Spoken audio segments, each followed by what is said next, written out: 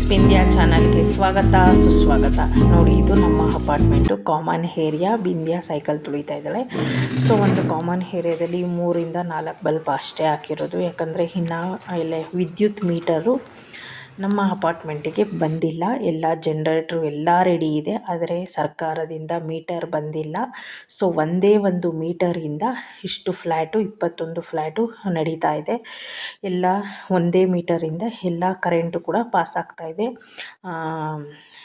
Lift, common area, ಆಮೇಲೆ ಬೋರ್ವೆಲ್ದು ನೀರು, ಕಾವೇರಿ ನೀರು ಇನ್ನೂ ಬಂದಿಲ್ಲ. ಕನೆಕ್ಷನ್ ಇದೆ, OC ಇಲ್ಲ ಅಂತ ಕಾವೇರಿ ನೀರು ಕನೆಕ್ಷನ್ ಬಂದಿಲ್ಲ.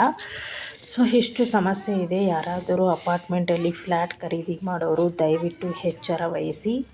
ನಮ್ಮ ಥರ ಆತುರದಿಂದ ಫ್ಲ್ಯಾಟ್ ಖರೀದಿ ಮಾಡಬೇಡಿ ಅಂತ ನಾನು ಹೇಳ್ತಾ ಇದ್ದೀನಿ. ಯಾಕಂದರೆ ತುಂಬ ಸಫರ್ ಆಗಿದೆ ನಮಗಂತೂ. 1 ವರ್ಷ ಆಯಿತು ಡಿಸೆಂಬರಿಂದ. ಅದಕ್ಕೋಸ್ಕರ ಒಂದು ಫ್ಲ್ಯಾಟ್ಗೆ ಇರೋದೇ ನಾವು 3 ಮೆಂಬರ್ಸು ಫ್ಲ್ಯಾಟಲ್ಲಿ. ಅದಕ್ಕೆ 2800 ಹತ್ತತ್ರ 3000 ಅಂದ್ಕೊಳ್ಳಿ, ಅಷ್ಟು ಬಿಲ್ ಬರ್ತಾಯಿದ್ರೆ. ಅಂದರೆ ಹೋದ ತಿಂಗಳು ಎಷ್ಟು 2401 ರೂಪಾಯಿ ಬಂದಿತ್ತು. ಈ ತಿಂಗಳು ಬಂದು 2855 ರೂಪಾಯಿ ಬಂದಿದೆ. 2888 ರೂಪಾಯಿ, ಸಾರಿ ನೋಡಿ, 51,994 ರೂಪಾಯಿ ವಿದ್ಯುತ್ ಬಿಲ್ಲಂತೂ ತಿಂಗಳಿಂದ ತಿಂಗಳಿಗೆ ಹೆಚ್ಚುತ್ತಲೇ ಇದೆ.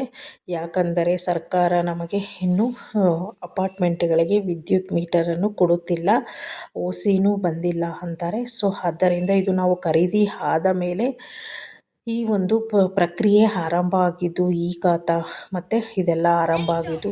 ದಯವಿಟ್ಟು ಯಾರಾದರೂ ಬೆಂಗಳೂರಿನಲ್ಲಿ ಫ್ಲ್ಯಾಟ್ ಖರೀದಿ ಮಾಡುತ್ತಿದ್ದರೆ ಎಚ್ಚರ ವಹಿಸಿ, 100 ಬಾರಿ ಯೋಚಿಸಿ ಖರೀದಿ ಮಾಡಿ ಅಂತ ನಾನು ವಿನಂತಿ ಮಾಡ್ತಿದ್ದೇನೆ. ಯಾಕಂದರೆ ಲೋನ್ ತೊಗೊಂಡು ಖರೀದಿ ಮಾಡಿರ್ತೀವಿ, ಲೋನು ತೀರ್ಸೋಕ್ಕಾಗದೆ ತುಂಬ ಒದ್ದಾಡೋ ಪರಿಸ್ಥಿತಿ ಆಗಿದೆ.